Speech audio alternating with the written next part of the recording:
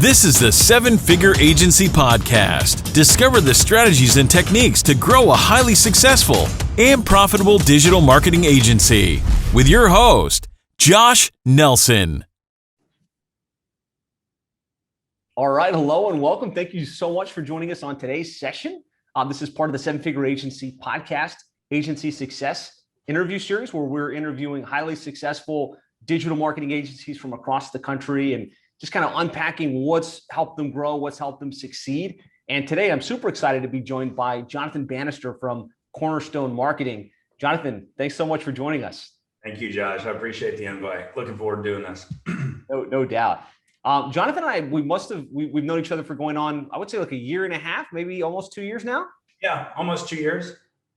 Excellent. Been following you for probably 6 or 7 years though. Good. And Jonathan runs a really successful agency in the HVAC space, has had really good momentum over the last year and a half, and has done some really exciting things in terms of increasing his average monthly retainer. So Jonathan, welcome to the show. If you don't mind, give us a quick introduction. Yeah, I appreciate it, Josh. So with Cornerstone Marketing Solutions, we're based out of Dallas, Texas. Like Josh said, we're in the HVAC home service space. Been doing this for going on 7 years now. And yeah, I mean, we've been niched down probably 7 years. So it's been a lot of growth over the years and a lot of ups and downs and new changes. But, you know, big thing for us is always growing 1% every day. So love it. Tony Ricketts says Jonathan is a marketing agency boss. So kudos. I know you guys are buddies. So Jonathan, give us a quick high level, like, so 7 years in the HVAC space. How did you get into digital marketing in the first place? Yeah, so just kind of landed in my lap, right? Like it was never something that I planned to do or had any kind of dreams to do, but you know, I'm extremely blessed to be where I am today, right? So I was in the sales industry for a very long time, and then got out of sales and went into law enforcement. So I knew when I was a little boy, I either wanted to be in law enforcement or be in the mafia, right? So I could never find an application for the mafia. So I went into law enforcement in 2009, I believe, and spent a few years doing that. My wife and I had a couple kids back to back. We actually had kids 2012, 13, 14. Wow. And, she just kind of said, what are you going to do? Right. Like, law enforcement in that time, and just like we're in now, just sad time for law enforcement. So she said, do you want these little boys, potentially not have a father, right? Something happened to you. So I said, all right, let's make some moves. So I reached out to a buddy of mine who was always, had his hands in different projects and stuff. So I said, what are you working on now? And he said, I'm actually building mobile apps. So story goes, he's building mobile apps. He wanted me to sell them. We hit the ground running. It was a super success out the gate. But what we found was when I would go to these different businesses and pitch them the mobile app and show them like what a push notification or some kind of geo-targeting could do for their business, they said, oh, it's great, we'll buy one. But can you help us with our website's awful, or we can't be found on Google on a search, our SEO is bad. And I was like, SEO. So I'm like, pull out my phone, I type in SEO. I had no clue, what it stood for. And, that's just kind of how it started. So I read and just kind of got myself as deep as I could in every book on outsourcing and everything to do with digital marketing that I could. And, the rest is kind of history. That's awesome. So give us a lay of the land. So, you're like approximately how much clients, approximately how much, annualized or recurring revenue in the business today? Yeah. So we're sitting around, I would say right around $175,000, $180,000 monthly recurring revenue. Amazing. With right around 70-ish clients. Nice. And I would say in the last 18 months, like we'll dive into a little deeper, we've changed our model for how we're going to market and bringing clients on. And that's obviously allowed us to start charging much higher retainers. Love it. So You've made some changes in the last 12 months that obviously have changed things around. What would you say if you had to pick like the top 3 shifts and pivots that you've made? What would those top 3 changes be? I think the first would be we really dialed in and got serious about our processes. And that was something that you've pushed me on all of our coaching calls. At the end of the day, it's hard to move forward if you do not have solid processes in place. So we had processes, but once I actually hired a director of sales, and what he did was when he came on board, he started trying to poke holes in every single one of our systems, and he did a really good job. And actually, Will, that's on the call today, Tony, who's on the call today, like they played a pivotal role in these processes, right? Because they were able to poke holes in our SEO and poke holes in our content strategy. So then it just came, all right, well, now how do we fix those holes? And then how do we put processes in place to where this doesn't happen again? So I'd say processes were number 1. Love it. And what I like there is you said, they were poking holes, but you were open to receiving that feedback. Sometimes as we grow and we succeed, we're like, we don't want to look in the mirror. We don't want to see where there are holes, and we're completely resistant to change. So you were like, we need to solve some problems. We need to look at the systems, and you took the feedback from other successful people and you accepted those holes and you started to solve them. So that's awesome. So that's the first one. Yeah, and I would say the next one was really getting serious about our paid search side of our business. So we'd always done PPC. We ups and downs with it. We've had our struggles over the years, but I wanted to take it in a different direction. I really wanted to, dive deep into Facebook and Instagram, YouTube, and then, connected TV. So I really wanted to move, make a big shift in that area. But I said the processes have to be solid. And, like you mentioned earlier, we do have a large team in the Philippines, and they're great. I've been blessed. I've was able to, some of my very first people that I ever hired over there have been with me, 7 years, and they're family to me. I've got godchildren now that are part of that. So it's, for me, I still have to be the leader, right? I still have to make sure that the processes that are in place, they will execute, but it needs to be completely solid. So I would say that was number 2. And the number 3 was I wanted to take step 1, which was poking the holes in the systems and fixing them.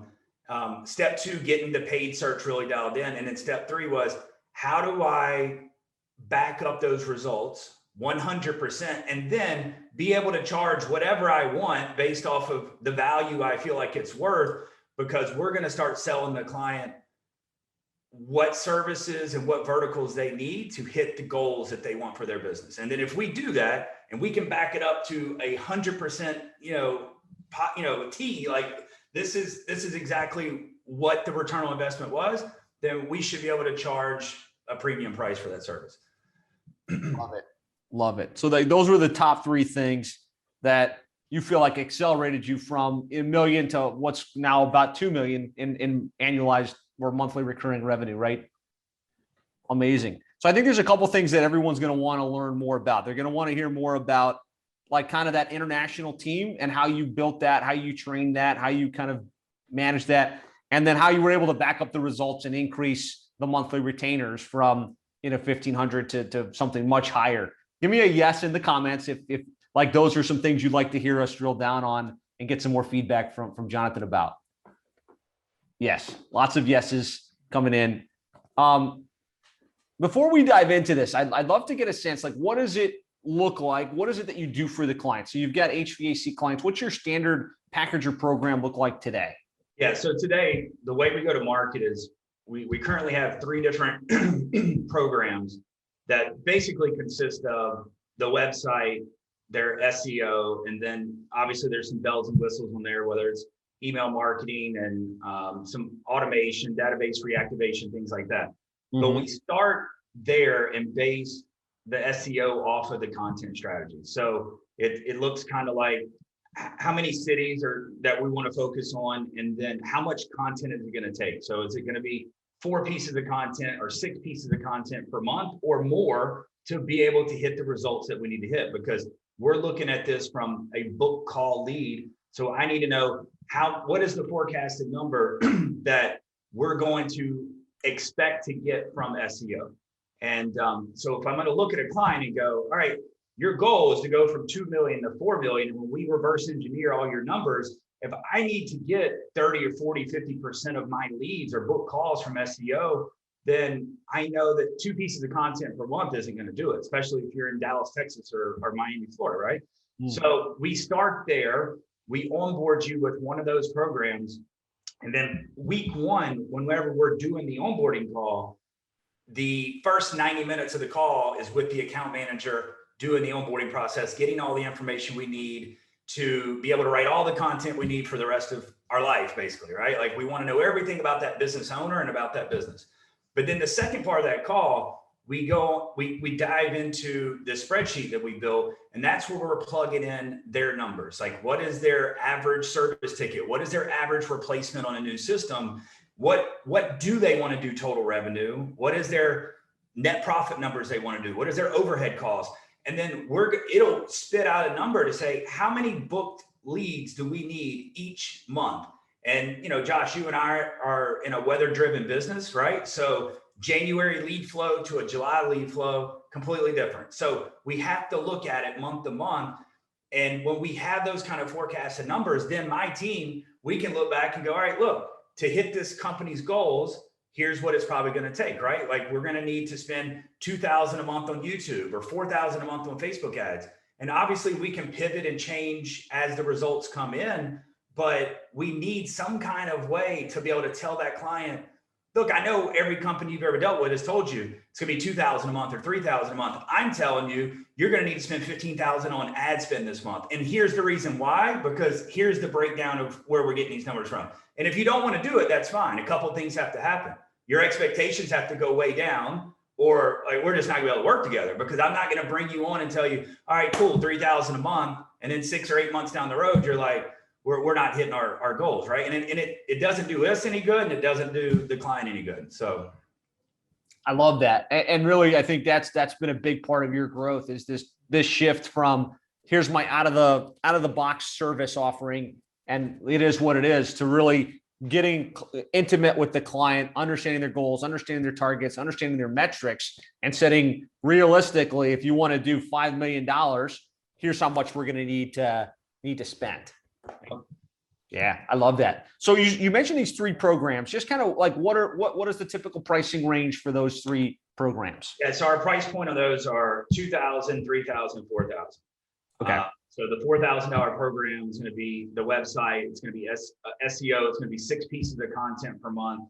We're going to post daily to GMB. We've got a Google Stack strategy that we're doing for Google Maps right now. It's email marketing, it's database reactivation, it's a dedicated account manager, obviously tracking numbers and everything like that.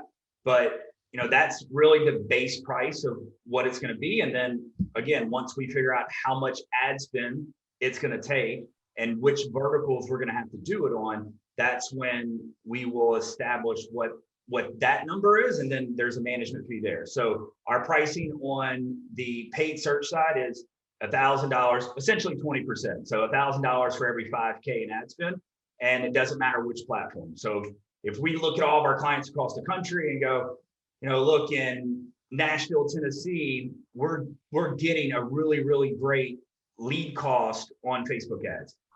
We're getting solid leads on Facebook, but here in Dallas, this is a really hard market with Facebook ads. So we may say, look, let's not even waste our time. We'll use Facebook and Instagram for retargeting, but let's get top of funnel. Let's focus more on YouTube, right? So, but it doesn't matter. It doesn't matter which platform. We do everything in-house. So it's just $1,000 for every, 5K in spend. And that gets tacked on to the 4K, that original package price. Got it. So the first 5K basically would be included.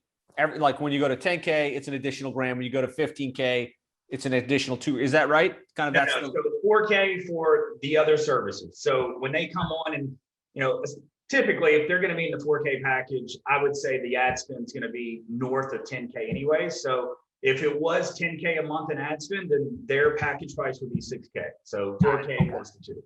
I like that because it gives you the ability to, as your spend grows and as you're doing more and more in terms of results, you're getting paid more instead of just getting a flat monthly fee.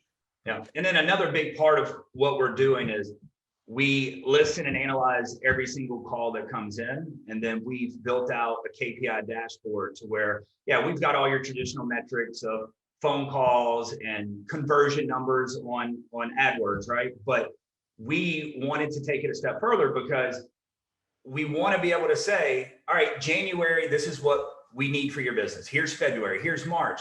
But if we get too far off track and they miss their either revenue goals or we miss our lead goals for too many months in a row, the pivot is just going to be too hard, right? I mean, like they're going to have to double or triple their ad spends and their strategies later on in the year. And, you and I know, besides plumbing, HVAC, it is very seasonal. So, they here in the South, they only really have, I don't know what, May, and May's been awful here. Like it's been 75 degrees. Nobody's, needing air conditioning. So they only have 2 or 3, 4 month window to really make 90% of their business for the year. So if we miss too many months, it's going to be too hard to get back on track. So for us, we want to listen to every call, put it in the dashboard. And then what my team is listening for is, did this call convert into an actual booked lead? Did they hear that dispatcher put it on the calendar? And then it gets put into a board.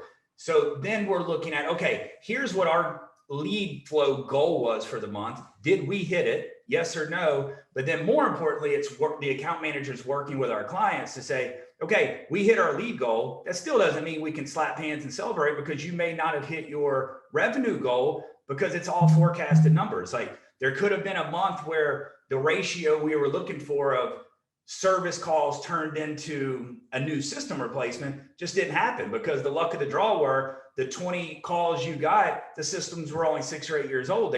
Something was wrong with it. So they didn't need a replacement. So we still want to be in that constant communication because it's like, hey, did we hit our lead goal? Great. Did you hit your revenue number? No. All right. Next month, do we need to do something different? Do we need to throw more money somewhere to make up for last month? If we don't, not a big deal. So that's the kind of communication we want with our clients. I love it. And I think that's one of the big reasons you're able to charge these larger fees and more importantly, retain the clients at these larger rates because you've taken it beyond, let's just generate some leads for you, or let's just generate some traffic for you, which is where most agencies stop. Oh, let's run some paid search. Let's do some SEO. Let's make the phone ring. You're actually looking at, okay, how many phone calls do we need to hit the targets? And then looking at how many of those phone calls got booked. And then what's the true revenue generated? That's the next level connection in your process. That's really driving this. Give me a 1 in the comments if this is helpful. Like I know this is a little higher thinking than when we're just getting started, but if you want to be a world-class agency and deliver world-class results, this is where your mind needs to be going. So lots of ones coming in, Jonathan. This is awesome. Great work. Thanks for unpacking the programs and kind of walking us through conceptually kind of how you do this. A couple people are asking before we dive into the operational stuff, like where do you get clients from? Where did you get your first handful of niche specific clients? Really the way the relationship worked there was my older brother had a print marketing business here in Dallas. And he was working with HVAC business already. And he did a lot of direct mail for contractors all over the country. And then what they were doing was reaching out to him going, hey, you did a great job on the direct mail. Can you have anybody that can help us with our digital services? So he was just sending, leads my way. And before I knew it, like 95% of my clients happened to be air conditioning contractors. And I was like, look, my team understands how to write the content for it. We understand the keyword strategy. It was like, it just makes sense. The email marketing became a lot easier because we're focused down on one pitch. So that's just kind of when I made the decision. Before I learned it from you, I said, let's just get niche down. And, like I said, I've been following you for probably 7 years now and got a lot of my original package ideas and stuff from, your other business, right? So it's just evolving and changing and figuring out. I mean, I think you and I both used to have some of the same strategies as far as how we would talk to clients. It would be each month about, your keyword ranking results and things like that. And it's, look, if their phone isn't ringing, it doesn't matter if they're in position 1 on page 1 for every single keyword. And sometimes it may happen that way. But so that's where you have to be able to go, okay, great. Look, our SEO is really dialed in and on point, but you need more leads. We need to get it from Facebook. We need to get it from AdWords. Like, you have to be able to have those conversations instead of just throwing, whether it's you or an account manager, into the fire to say, hey, your keywords look great, and it's like, well, my phone's not ringing. I'm not making any money. So I needed to figure out how to not lose another client based off of their misunderstanding of what we're doing. And I just wanted to get real deep into it. Go, look, because this is the other thing, Josh, is I look back at, because I used to do sales for the company. And when I look back at these several notebooks that I had of all these sales calls that I'd done over the years, when I looked at it, I would ask these standard questions, right? Like, how long you've been in business, how many employees, last year's revenue numbers. And I would always say, what do you want to do in the next 12 months? And then, like, what are the 5-year plan? Every single person could give me a number. So, and I started looking at it, and it was just kind of funny because 98% of them would look like this. They did 1.2 million. Next year, they want to do 2.2 million. We did 4 million. I want to do 5 million. They all had this perfectly round number, but what they didn't know, they did not have a clue how they were going to get there. And no company was going to tell them that. Like, they would, hey, I'll bring you on. Like, we're going to do it. Your SEO is bad. We'll run some reports for you. You've got all these meta descriptions that are wrong. But I just said, there has to be a better way. And it has to be based off of their numbers in their business, because I've got a client out in California, his average install is over $18,000. Well, I've got other clients, their average install is $5,500. So talking to them about leads and stuff, they're in different worlds, right? So I tell these clients when they're looking at this spreadsheet we build is, listen, you don't have to spend this kind of money that I'm telling you, but your close rate is 30%. Get it up to 60%. Your average replacement number is 6,000. Watch this. And I'll plug in, I go, make it 10,000. Look what happens to all your revenue numbers. Like, it jumps up. So you don't have to spend more money with me, spend more money on training, get your people doing better. But if that's not the case, and that's the culture of your business, then a change has to be made, But what I'm not going to do is sugarcoat it and go, yeah, look, you can spend 3,000 on AdWords and you're good. It's like, no, if we need to get 150 book calls for you in any particular month, and it needs to come from paid, $3,000 isn't going to cut it. I'm sorry. Like, I've got all the data from our other clients. It's just not going to work. So good. And so the takeaway I want you guys to take on this is, as agencies, our purpose is to help our clients generate more leads and sales, right? Actually grow their revenue. And so if you're not already taking the consultative approach, where when you meet with a client and you ask, hey, where are you at right now? What's your goal for the next 12 months? You need to start doing that, right? Because you can't actually develop a plan without that information. Some of you guys, that's new information. It's like, okay, I need to start asking that question. Others of you are asking, and what Jonathan is suggesting is take it to the next level. All right, if there is $1 million goal, what does it actually take to make that a reality? How many leads would they need to generate? What would their average conversion rate need to be? What would their average transaction value need to be? So you're building a plan based on metrics, as opposed to just phantom, oh, my program's $2,500 a month. I don't know if I'm actually going to get you there, but let's give it a whirl. Give me a 1 in comments if this is sitting for you guys. Again, this is a little bit higher level thinking, but this is the thinking that can really separate you from the competition. And I'll tell you, Josh, what there's a story of what pushed me in this direction. And I think I shared it with you. I had a client that had been with me, I think 2 years, but their SEO results were by far the best that we had for any client across the country. And another part, so I kind of talked about the beginning of how I got niched down, but then where we are today and where we get clients from today, as you know, we partner with a lot of manufacturers, and that's taken a lot of hard work and knocking on doors and placing a lot of phone calls and kind of showing what we will do and how we will support the manufacturers. But we are with York, we are the exclusive marketing company, or marketing partner for York Factory Direct. And so I would do a lot of speaking presentations around the country at their events and stuff. So I had my presentation deck put together, and I had this particular client on a lot of the decks showing the results, where they were, where they are now. And, that they're 52 cities or something that were in their service area. And we were ranking for page 1 for over 600 keywords. And then one day I lose that client, and, it was just like, all right, no big deal. And then for some reason, I just couldn't let it go. I'm like, and part of it, I don't think it was the money. It was, I think I was gonna have to redo all those decks, and it aggravated me, right? So I pick up the phone, I called the owner one day, and I just said, hey, Rick, like, what happened? And he goes, listen, y'all did a great job. I said, all right, so why are you not a client anymore? And he said, well, you grew my business 2 years. You were with me 2 years, or I was with you guys 2 years. 2 years in a row, you grew my business. And I said, all right, I'm still confused, right? Well, what's the problem? He said, well, year 1, we grew about 250,000. And he said, year 2, we grew about 500,000. I said, all right, I'm still not understanding, Rick, what's the problem? And he said, well, we had goals in place, and our goals were, we wanted to grow 750,000 the first year and 1 or 1.5 million year 2.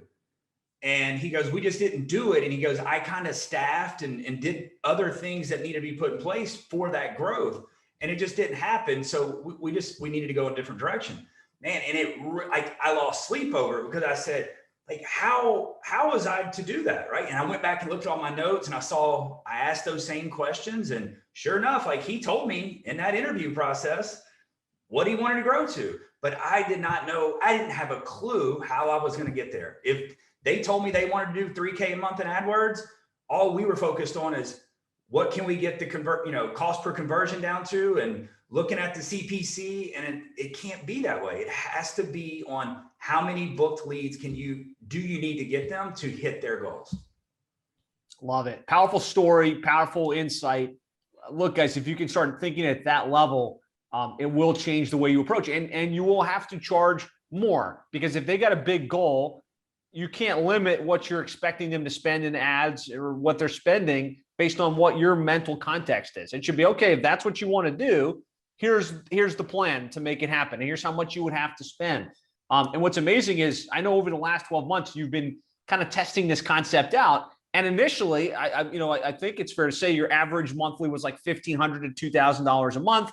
And that was kind of the extent of it. And you said, okay, let's go bigger. Let's just talk a little bit about how now that you've started going bigger with these bigger clients, what the impact's been and kind of what the results have been.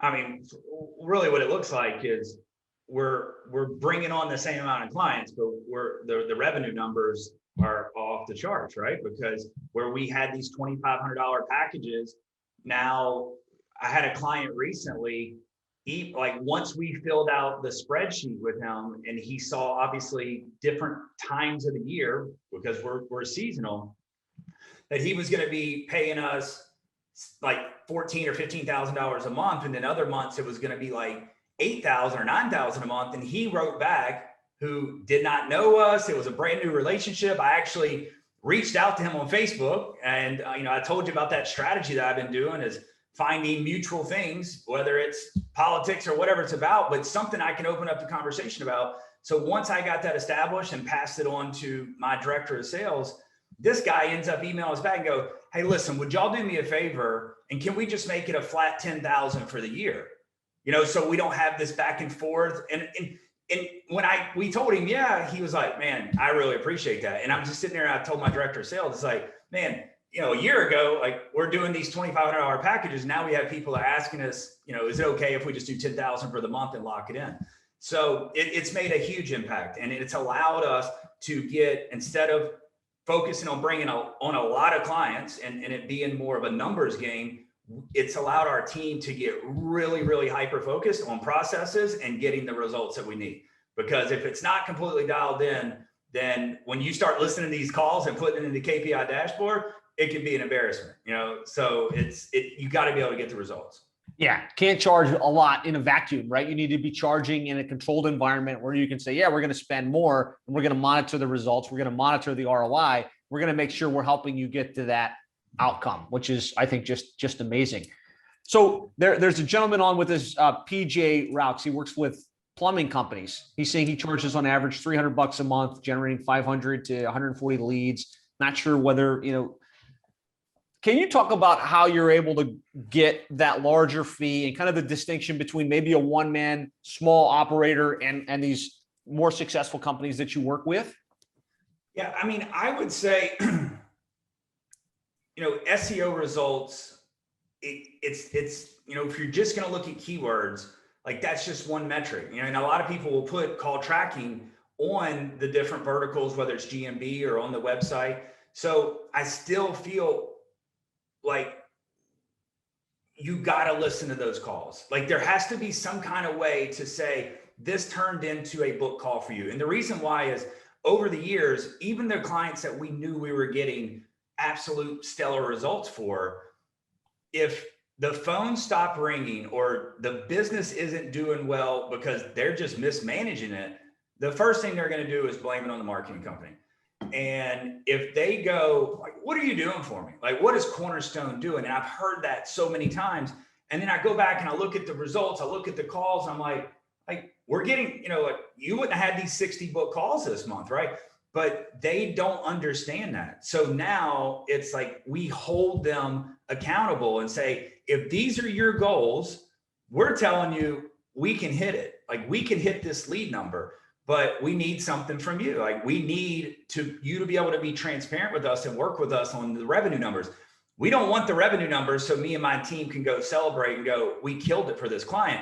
I tell them we need your revenue numbers because if your revenue in January was X and then February was X and it's missed, we hit our lead number, you miss your revenue number, then we have to be able to pivot. And if we don't know that information and we're not working as a team, it's never going to work out. So I tell them, or we sell them on the concept that we are an extension of their company. We just work a little further away in another building, depending on where they're at, but we are part of their team and we want them to feel that way. And it has to be full transparency. I love it. I love it. So there's in any vertical, home services, plumbing, HVAC, electrical, medical, legal, there's small operators that don't spend any money in advertising, that any amount that you charge them would probably wind up being too much in the long run. And then there's the more successful, if we look at the 80-20 principle, the 20% of companies that get it, they've got solid operations, they already invest in marketing, and they have growth-minded aspirations. Can you talk a little bit about like your experience working with the small operator and the more successful company, and how working with that top 20% really is where you want to focus your attention? Well, for me, in the past, that's what I would want to focus on. Like, how do we find those $4 to $6 million companies that are already spending the money? But what I found was we didn't really have the right processes or even enough verticals on the paid search side to really be able, and I think you and I have had this conversation. You had a real big client here in Dallas in the past, and they can be difficult. And it's difficult, especially if you don't have the right resources to be able to deliver the results. Yeah. But what I have found is we've got a couple smaller dealers now that are under $1 million, but they're paying us $3,000 or $4,000 a month because if they have a goal, I'm at 700,000, but I want to do 1.5 next year. It's all about their numbers. And this goes for anybody on this call, whatever niche you're in, there's an average ticket number of something they're selling. So if it's an attorney, there's an average, ticket that he's getting from a client. So you have to look at their numbers and go, all right, if I look at what you're selling or what you're trying to offer and reverse engineer those numbers, this is what we think you need to be spending. Because from SEO, we're just going to forecast that we're going to get X amount of leads or traffic from it, but that still leaves us very short. So you have to set the expectations to those people and what you get them to agree to, even if they're a smaller customer. Oh, I only spend $1,000 a month. Great. Well, you're never going to hit that goal that you want to hit. So if you're okay with that, let's move forward. But if you want to go in this relationship saying, I want to grow by $1 million, but I only want to spend $1,200 a month, we're just not going to be the right fit. And I tell them, if anyone tells you that they can do it for you, it's a lie. I mean, we'll set up an automatic email to go out 11 months later to see how they're doing and if they're ready to, grow their business. Yeah, great stuff. So then PJ, JP, on your specific question here, they're generating 50 to 100 leads per month, but you don't know how much revenue they're generating. Like, that's on you, right? You need to get with the client, get a sense of what their average transaction value is. In order to increase your value to them, you need to know those numbers so that you can help them determine, what should be coming out of that, and ultimately how they can grow and how many leads they should be generating in order to hit their targets. And I don't know what kind of software he uses. There's things that he could plug into place to maybe help with that. Just a simple Google sheet, he can build out a form. And if he's listening to the calls and could say, or he doesn't even have to listen to them, if he just says, all right, any call that's over 2 minutes, I'm going to throw those people into some type of Google sheet that it emails my contact at his client's office. And then he's asking them, will you look up these people and this phone number and plug in if it was a booked call and what was the total revenue that resulted from that? Like, there's things that could be plugged in place. We're using automation now with High Level. So the way it's working for us is if it comes into the pipeline that it was a lead, then after that lead is ran, the day that call was booked, then our clients are getting an email sent to them that's a simple form fill. And it's like, it's already pre-filled. It'll say, Josh Nelson, it'll be your contact info. It was a Facebook lead for a new install. Then my clients are going to answer those questions. Was it successful lead? Yes, no. Did they reschedule? There'll be some options, but I want to know what resulted there. So if it was a successful lead, they'll put in the value of what that was, and it'll automatically update that in our system.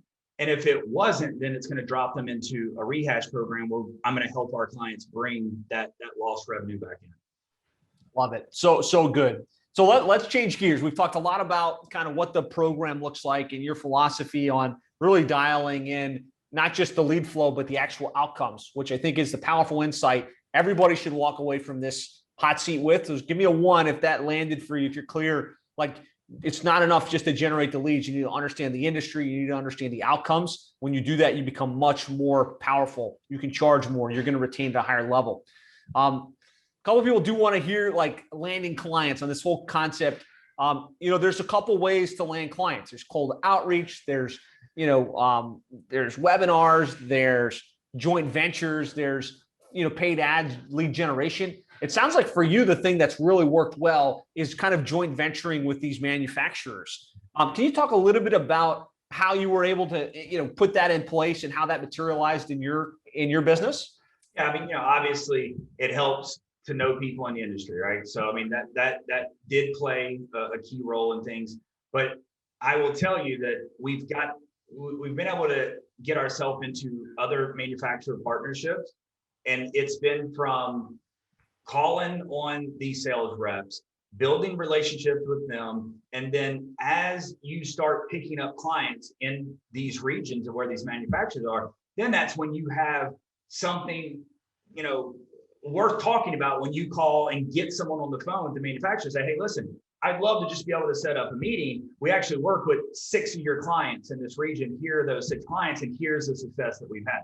And then they may have never heard of you at all, but then they're like, well, man, he is working with 6 of our clients, right? So maybe we will open him up to a conversation. And then if you can get into one of those sales meetings, whether it's weekly or monthly with the reps in a region, and you're able to pitch it to them on a Zoom call or in person, like that's just kind of how that domino effect kind of takes off.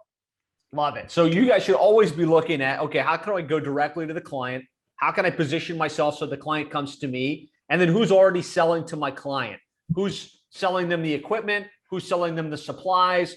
Who's already got the relationship where if I can align with them, I can have access to hundreds, if not thousands of my ideal prospects. And it exists in every single vertical. You want to look for those types of opportunities. And obviously it's been super successful for Jonathan. And like you said, no matter which niche you're in, everyone that's on the call today, if you're having success with one of your clients, get as much information as you can, right? Like who do they buy equipment from and things like that, because they will put in a word for you, right? Like they will send an email and say, hey, listen, I don't know how this works with you guys, but we've been using this marketing company now for the last 2 years. They've grown our business by $2 million because listen, the company that they're calling is a customer, the manufacturer or the distributor is a customer to that business. And they're like, well, if he's growing their business by 2 million, they bought an extra 500,000 worth of equipment from us. If he did that with 50 of our people, so this isn't you have to get lucky or have to know someone. You have to get results. And if you get results, it's easy to get on the phone with someone to put those results in front of them. No doubt. Good stuff. Good stuff. All right. So let's shift gears. Let's talk a little bit about delivery. So you've got 70, HVAC clients. You're doing websites, SEO, paid search. You've got a U.S. contingent and an international contingent. Talk to me a little bit about how you get the work done and kind of what the team infrastructure looks like. I mean, look, when I started, it was a one-man show.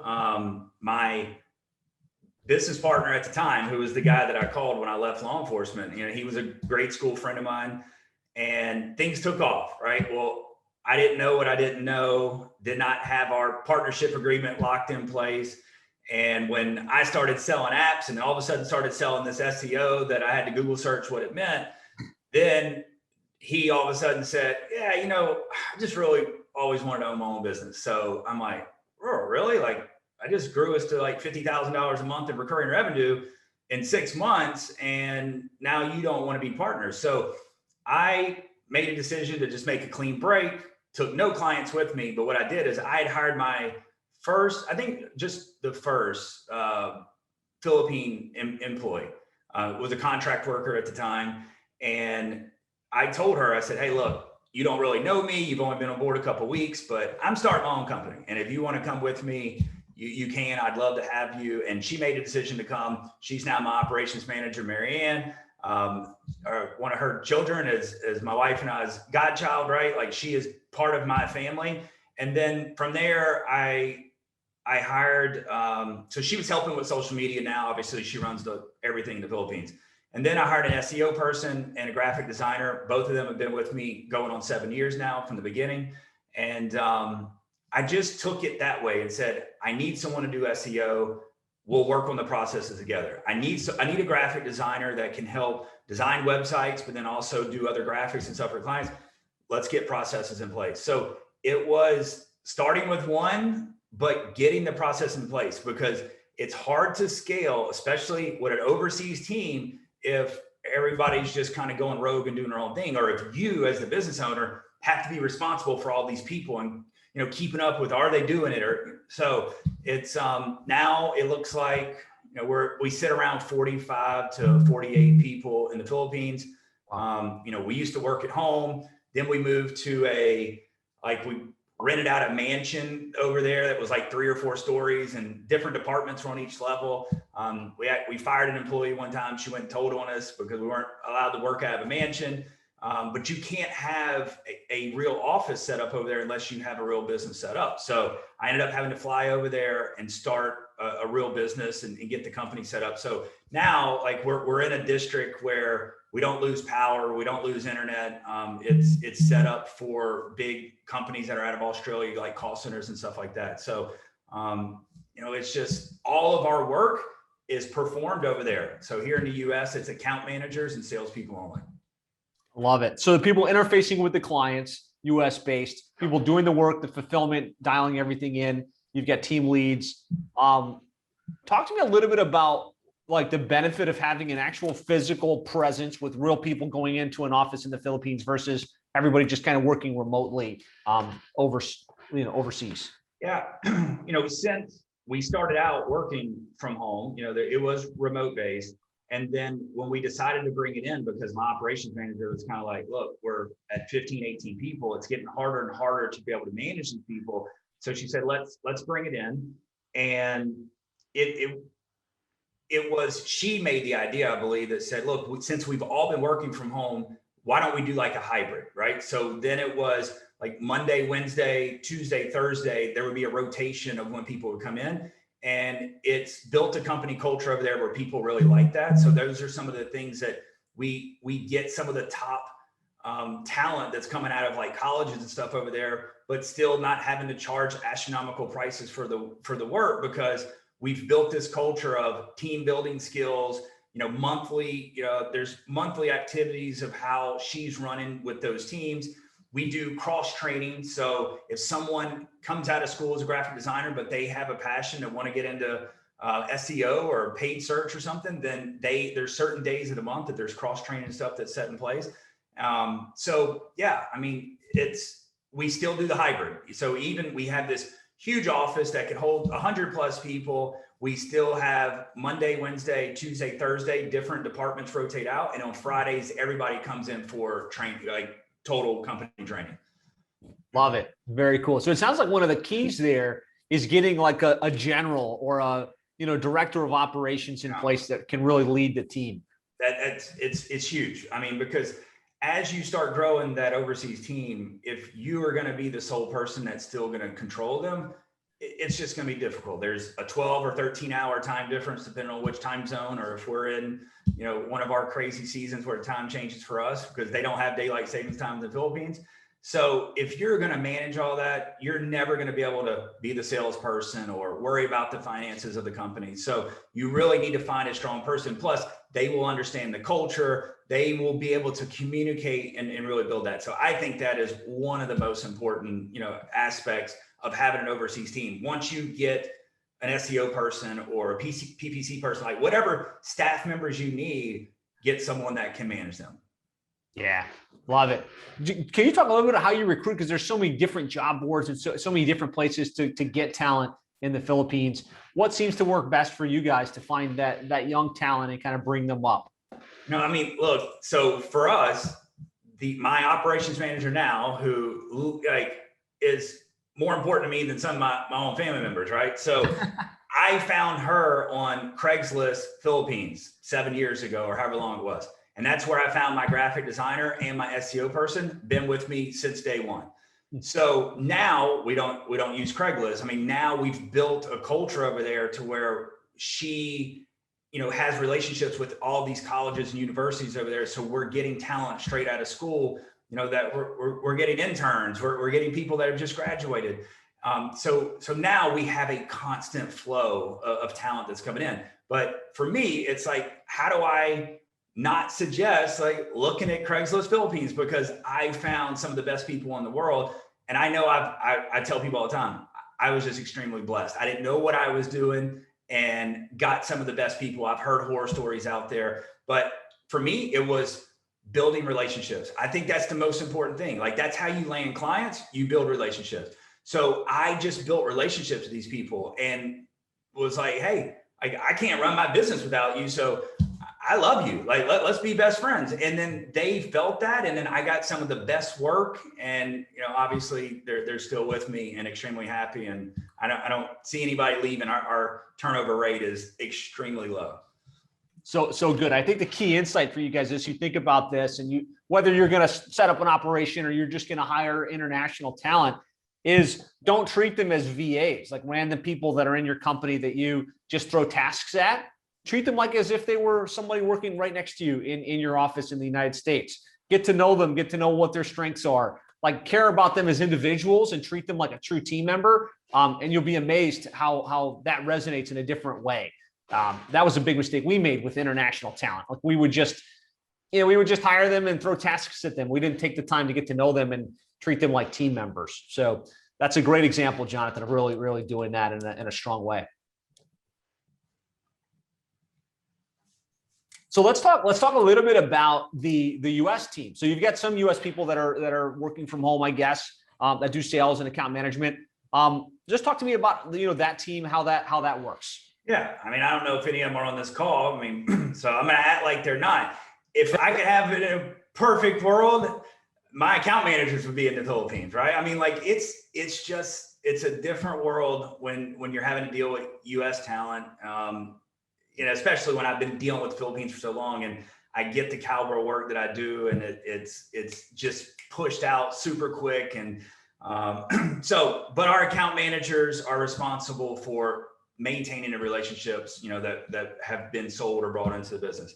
So that looks like they have to do a monthly call with the client. So they set that up and establish the date and time. That's a recurring call that happens each month.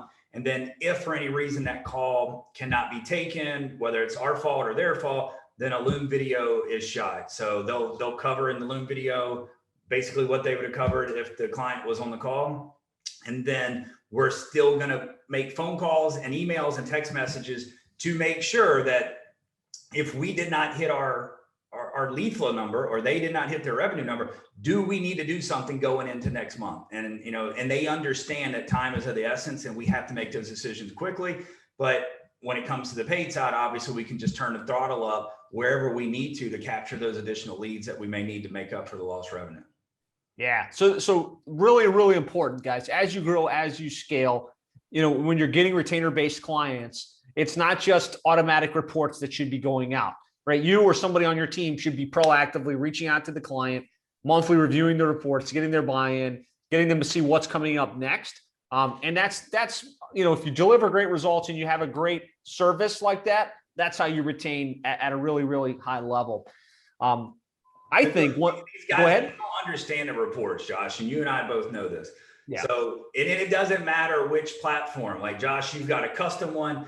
We use agency analytics. We've used a bunch over the years. I mean, we have so much powerful information inside of this dashboard we use, but it doesn't matter. They either won't log into it, or if they do, it just overwhelms them and they don't really know what they're looking at because they base everything off of their checkbook and off of the phones ringing in their business. So you have to maintain a live phone call. And I don't even want our account managers using cell phones and text messages unless it's just, that's how they're communicating because they become friends. That monthly call has to be done over Zoom, and they have to they'll log like detailed things from that call.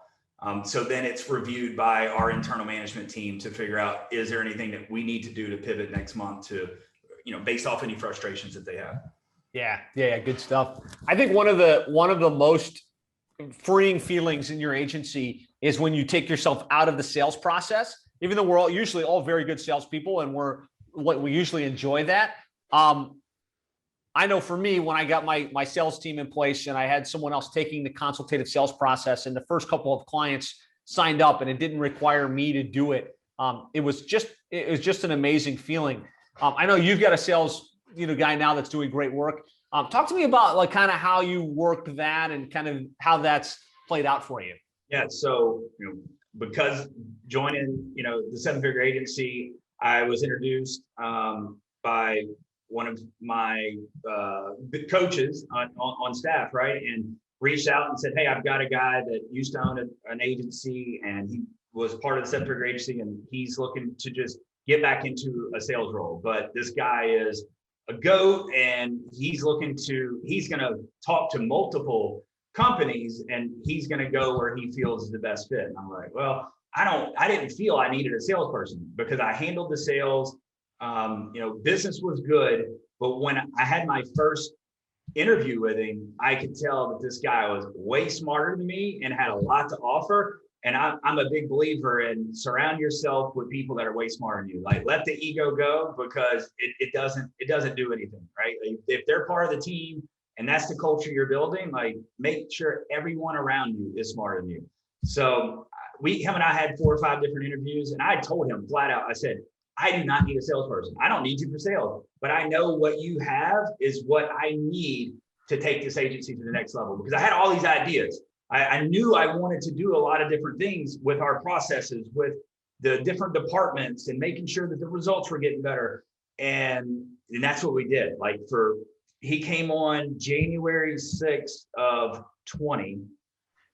And the first 12 months, all we did, I've had like 180,000 minutes or something on Zoom, and the majority of that was with him because all we did was just build out these processes and figure out how do we get better here and what is the problem over here and why are we not getting the results here. We fired our whole PPC team. I went through 2 white label agencies while I was trying to rebuild our team internally.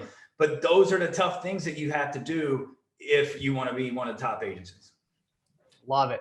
And so how like, I know you weren't a believer in putting a salesperson in place. Kind of for those that are at this growth rate and they're thinking, man, eventually, can it be done to remove yourself from sales? And how does it feel to not be the one point of contact?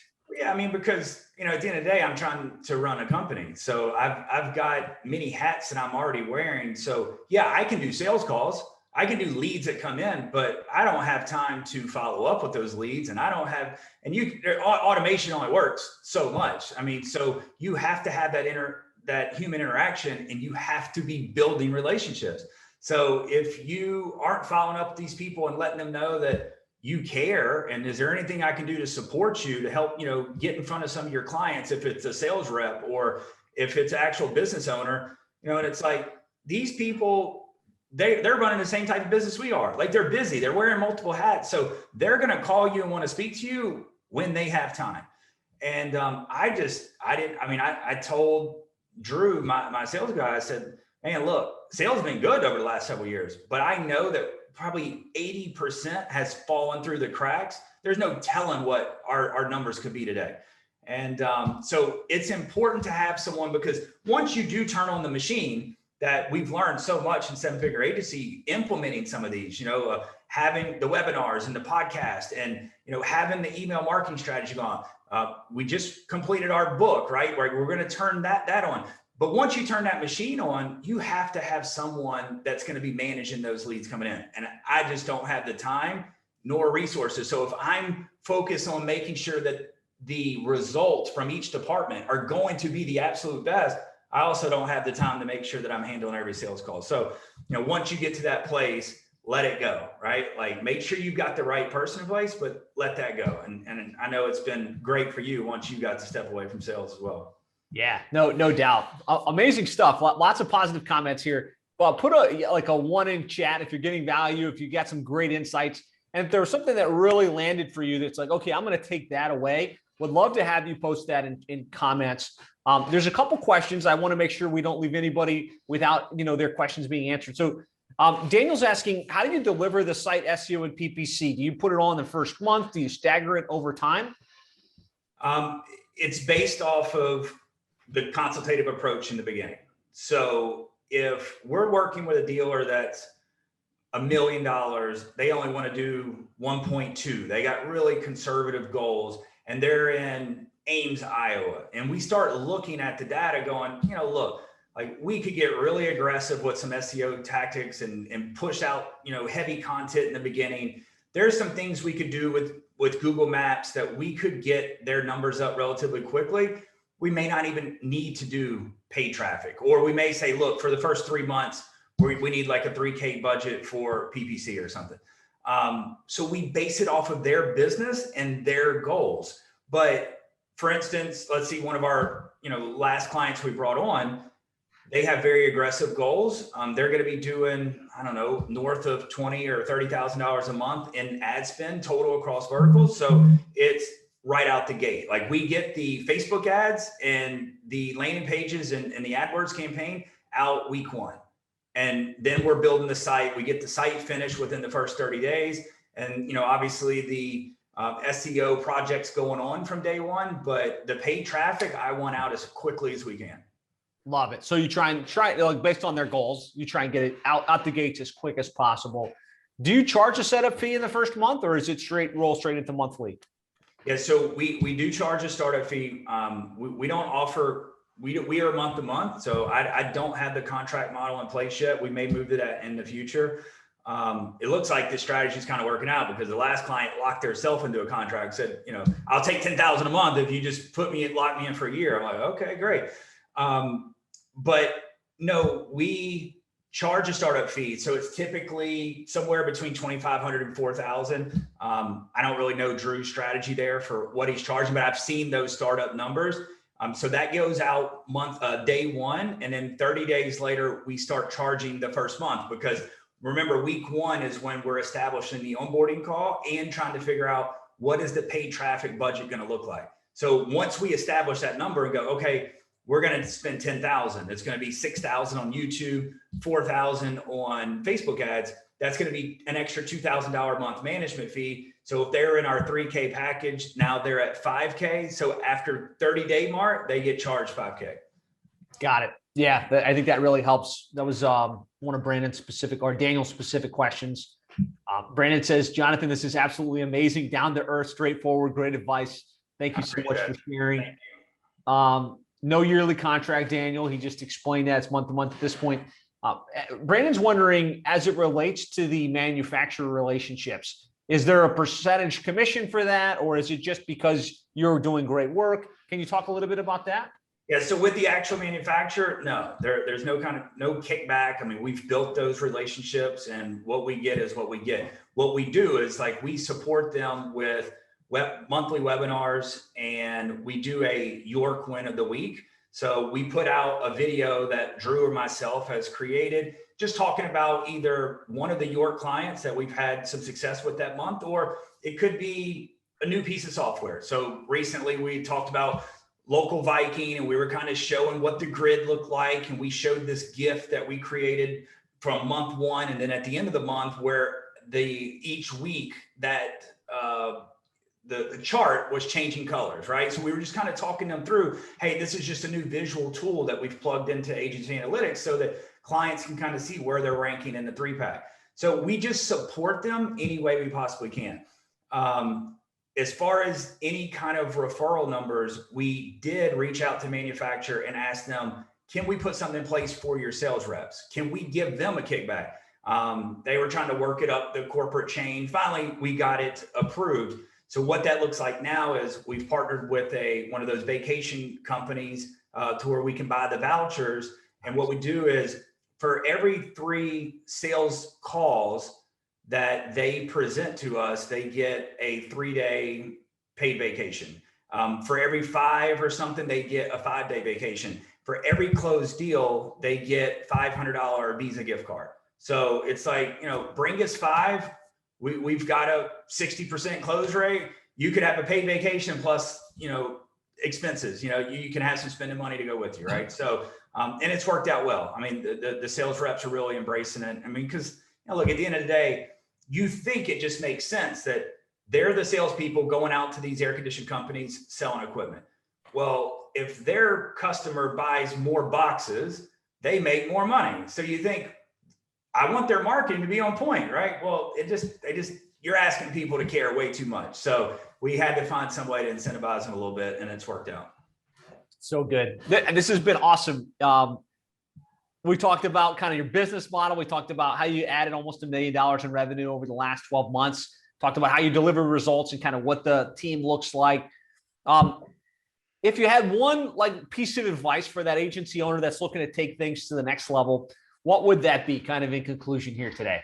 I think it's just processes. I mean, get back to the basics.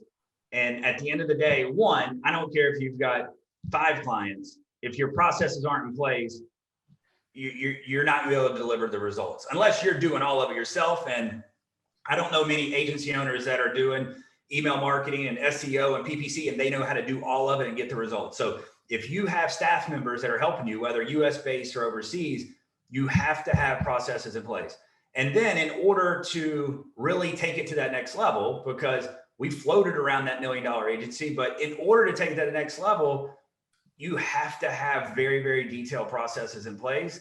Or when you may scale, you can bring in the sales, but your turnover rate's just going to start going up.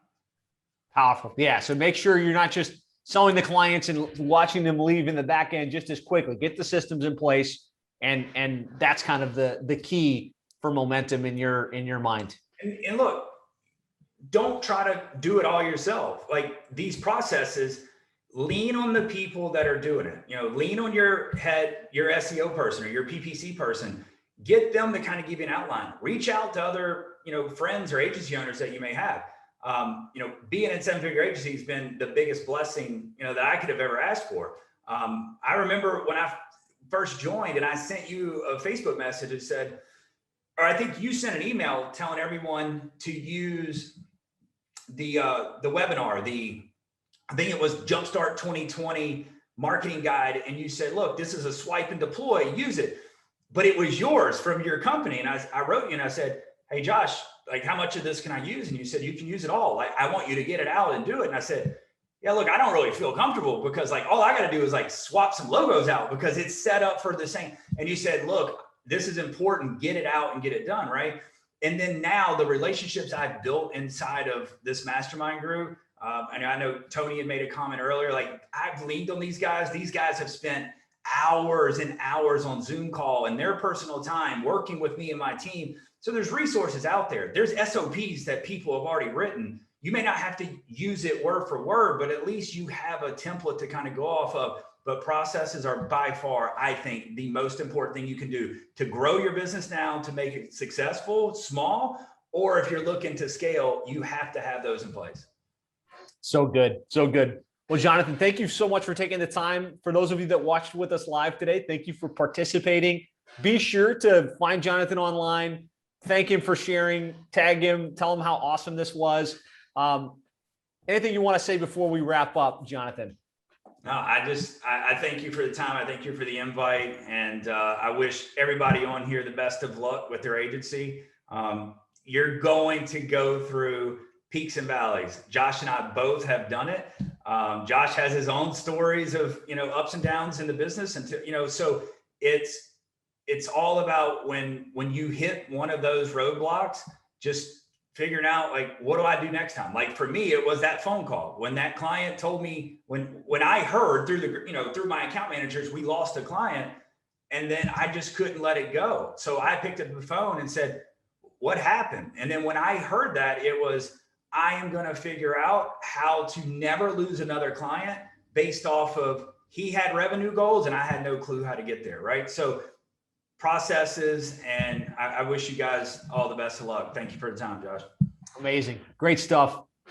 Continued success. Everybody's really, really saying, I'm not sure if you're seeing the chat, but people really appreciated all of your great insights. So keep crushing it, and we'll see you guys all again soon. Thanks, Josh.